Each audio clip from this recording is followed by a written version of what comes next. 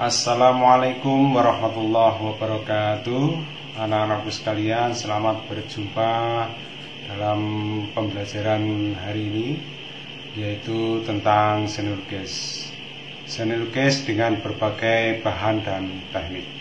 Anak-anak sekalian, sebelum kita melanjutkan pelajaran, mengawali pembelajaran pada hari ini, mari kita berdoa menurut agama kita masing-masing.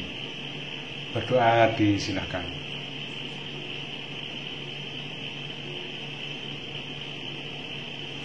Berdoa selesai.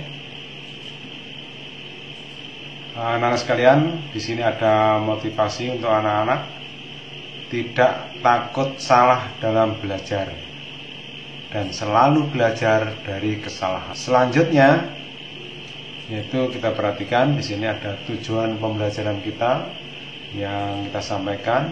Yang pertama, mengidentifikasi karya seni lukis. Yang kedua, menjelaskan berbagai informasi tentang seni lukis yang diperoleh melalui kegiatan membaca, mengunjungi pameran, dan diskusi. Yang ketiga, menganalisis teknik berkarya seni lukis yang bervariasi. Yang keempat, menentukan teknik berkarya seni lukis yang bervariasi juga. Dan yang kelima, membuat lukisan dengan berbagai bahan dan teknik. Selanjutnya anak-anak sekalian, di sini saya akan membahas tentang pertanyaan-pertanyaan anak-anak dari pelajaran kita minggu lalu. Anak-anak sudah menyampaikan beberapa pertanyaan, dan di sini tentu saja saya rangkum pertanyaannya. Ada pertanyaan yang perlu saya jawab dan ada yang tidak perlu saya jawab, karena ya macam-macam isinya. Anak-anak pertanyaannya itu macam-macam. Selanjutnya, pertanyaan anak-anak itu saya rangkum. Yang pertama itu, ada yang belum paham maksud dari seni lukis. Pertanyaan pertama, saya jawab di sini. Seni lukis itu adalah karya seni rupa. Ingat, cabang seni itu ada seni musik, seni tari, seni teater, seni rupa. Nah, seni lukis itu masuk dalam seni rupa, karya seni rupa. Jadi seni lukis itu adalah bagian dari karya seni rupa yang berbentuk dua dimensi. Bentuknya dua dimensi. Dua dimensi itu artinya berbentuk bidang, hanya dapat dilihat dari satu arah, panjang dan lebar ukurannya. Jadi itu dari hasil ungkapan perasaan. Jadi karya seni lukis itu bersumber dari perasaan. Perasaan kemudian diungkapkan dalam bentuk lukisan itu. Bersifat kreatif. Jadi lukisan itu selalu bersifat kreatif. Sifat kreatif itu berarti selalu hal yang baru yang ditampilkan. Jadi bukan masa lalu, bukan jiplak. Jadi hasil kreativitas, hasil pemikiran yang baru, yang belum pernah dibuat oleh orang lain. Indah tentu saja, jadi harus terlihat enak dilihat, menyenangkan, dan memiliki tujuan untuk kepuasan perasaan yang membuat. Jadi bagi seniman itu kalau sudah berkarya, sudah puas, itu tujuannya. Itu tentang seni lukis. Saya ulang, seni lukis itu adalah karya seni rupa yang berbentuk dua dimensi dari hasil ungkapan perasaan, bersifat kreatif, indah, dan memiliki tujuan untuk kepuasan perasaan. Nah, itu yang dimaksud dengan seni lukis. Yang berikutnya, tadi ada yang bertanya aliran. Aliran itu apa sih? Aliran itu adalah merupakan tanda perjalanan sejarah. Jadi aliran seni rupa itu memang mengiringi perjalanan sejarah seni rupa sejak dulu. Kapan pertama kali munculnya aliran dalam seni rupa? Itu awal abad 19. Pada saat itu para seniman sedang bingung, kehilangan pedoman, sehingga dia mencari pedoman dalam berkarya. Maka kembali kepada masa lalu, masa klasik Yunani, sehingga karya pada saat itu dijuluki beraliran klasisme, karena kembali pada masa lalu, pada masa klasik Yunani.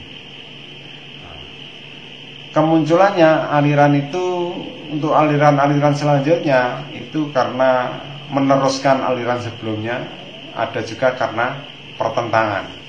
Jadi karena pertentangan, sehingga muncullah banyak sekali aliran, karena masing-masing seniman, kelompok seniman itu punya pemikiran yang berbeda-beda.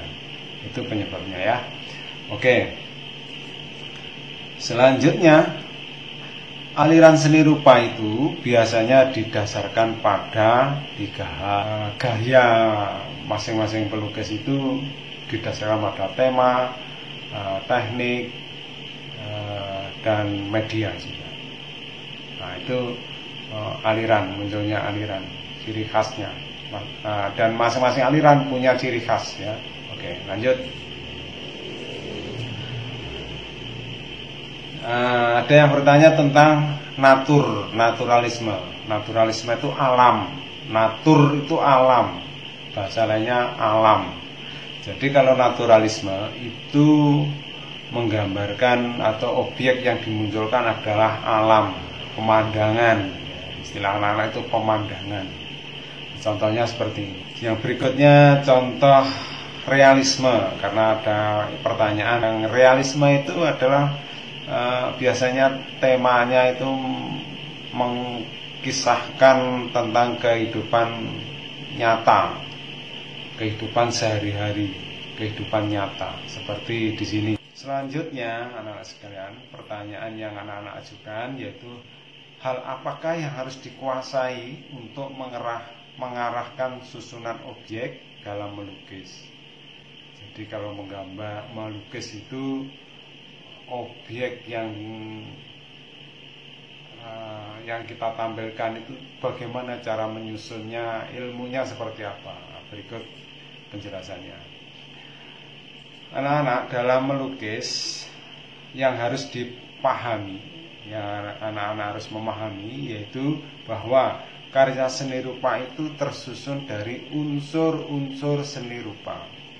Unsur-unsur seni rupa itu apa saja? Ada garis, bidang, bentuk, warna, tekstur, cahaya. Cahaya itu gelap terang atau bayangan. Nah, garis itu ya sederetan titik-titik, ada ujung, ada pangkalnya. Bidang itu daerah yang dibatasi oleh garis, jadi hanya panjang dan lebar.